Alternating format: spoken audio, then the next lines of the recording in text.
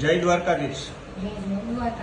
અમૃત પુષ્પ સંશોધક સ્વ દિનેશભાઈ આર વિટલાણી. હું જુનાગઢ કેન્દ્રથી સમીરભાઈ ભીમાણી, મમતાબેન ભીમાણી. આજે આપને એક ગળાના કેન્સરમાં રિઝલ્ટ મળ્યું છે, તો એ બેનના મોઢેથી સાંભળીએ. શું નામ બેન તમારું? અને ક્યાંથી આવો છો? સાણંદ તાલુકો સરીગામ. બરાબર છે. અને શું તકલીફ માટે અમૃત પુષ્પ લઈ ગયા હતા? ખાવાનો પ્રોબ્લેમ, ગળામાં નળીમાંથી કેન્સર થયું. બરાબર. ટૂંકમાં અન્નળીની અંદર કેન્સર થઈ ગયું હતું. અને આપણે અમૃત પુષ્પ ચાલુ કર્યું એ પેલા તમને શું શું તકલીફ થતી હતી ખાવામાં?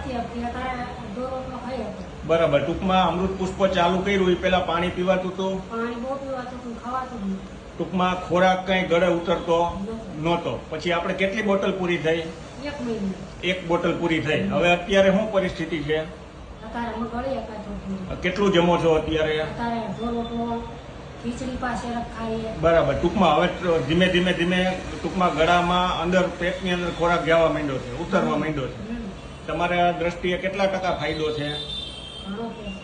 ઘણો ફેર છે. અને બીજી બોટલ લેવા આવ્યા છો. ઘણું બધું રિઝલ્ટ કહેવાય. હજી આપણે આમ જ ચાલુ રાખશું. દ્વારકાધીશની કૃપા થઈ જશે એટલે બધું સારું થઈ જશે. જય દ્વારકાધીશ.